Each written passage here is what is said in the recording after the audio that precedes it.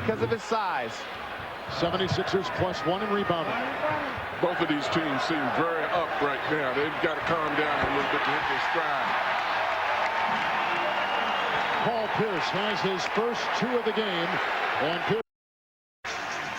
this is what Paul Pierce has done in this very emotional series so far. Just 39%, but he's come up big. Rebounding even at 7, as you see. And here comes Anderson over to Walker. Swings it to Pierce after setting a screen against Coleman. Paul Pierce coming the lane. The miss. Here comes Pierce. Philly is back on defense. Pierce thinking about Curry. Shot won't go, and a foul. And it's on Eric Snow. So Eric Snow who fouls Paul Pierce. It's caused some problems for Coach Larry Brown. He's got 2 fouls. He is 0 of 5 shooting to begin the game, and Aaron McKie will take his place. Well, and one of the things that has to happen, I believe, that Derek Coleman definitely has to be on the side that Allen is on. If they're collapsing on Allen, he wants to get the ball on the inside as much as he can to create a problem. Let Dikembe come in from the weak side and be an offside rebounder as opposed to a primary post scorer. 6 points for Pierce. And the Celtic lead will stay at 10, which is the defender is trying to do when you do it too much, because the referee then becomes offended by it. An outside shot. It's put in by Paul Pierce, who's got 10. Mark Cloud has now come in. He is a little 2-man game with Walker. The single coverage of Harper. Pierce. So you got to force Pierce to drive and down the court, and now they just run out of offense. Just go set a screen. 12 points for Pierce. 8 to shoot. Paul Pierce is on fire.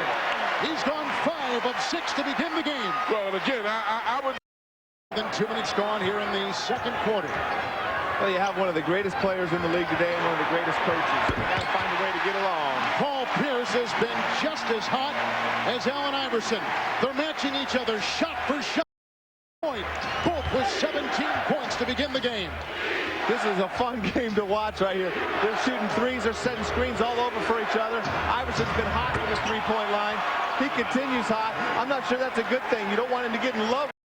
Minutes, including a rebound. Well, the Celtics have been very vulnerable on the offensive boards. Every time the 76ers have been able to shoot, they've been able to get in and get an easy basket on the Celtics defensive board. Paul Pierce with a dazzling array of shots that time. They found the high to low pass wide open. 76ers +5 in rebounding tonight. It's Pierce, guarded by Brown. And back to him, McKie, shot clock at 5. Under 7 to play. Paul Pierce. Every chamber is filled for Paul Pierce. And like I said, him and Iverson, they're 6 for 6 combined. Game, bad eye and all. It's over to Pierce. Finds it open. That's a pretty hard-looking foul thrown at him by Derek Coleman. That's a good foul right there. No lay-ins.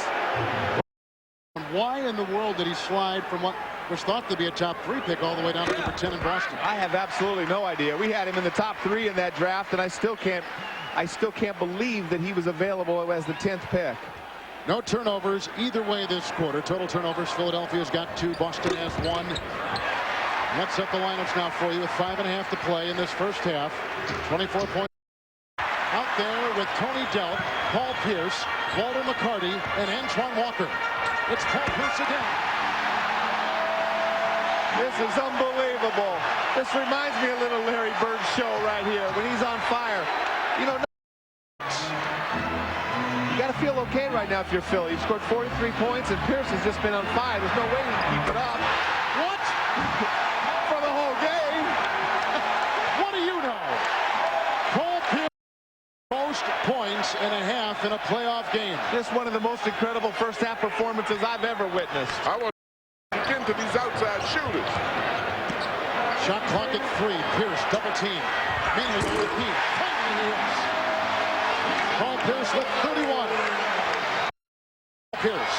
Scoring that basket enables the 76ers to extend their defense and put a little pressure on him. But this is the guy that you got to keep cool. You can't let him do this. Because he's going to pick it up. A big-time 3 by Paul Pierce. He's got a playoff career high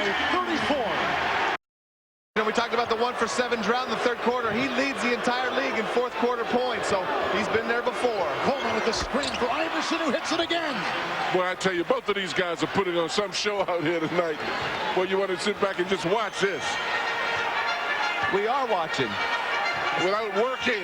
We're talking about this. I'm watching every minute of it. Here's slashing down the lane. Sometimes the 76ers are watching too. Just as Walker brought the ball up against their pressure, they got a lot of guys that can put the ball on the floor that makes it difficult to press them. Oh, what a foul. Pierce.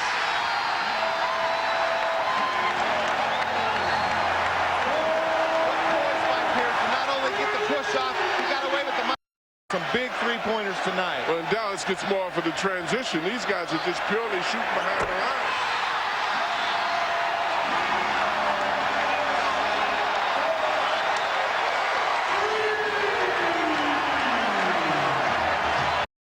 Celtics have hit 15 three-point shots tonight. Well, you know, they 15 of them. and they lost a game when they made 15 threes. But tonight they're getting a lot of contribution from a lot of people. Oh, my goodness. Paul Pierce has 45 points. 55 remaining here. Then we send you to another fifth and deciding game. Gary Payton and the Seattle Supersonics against Tim Duncan and the San Antonio Spurs.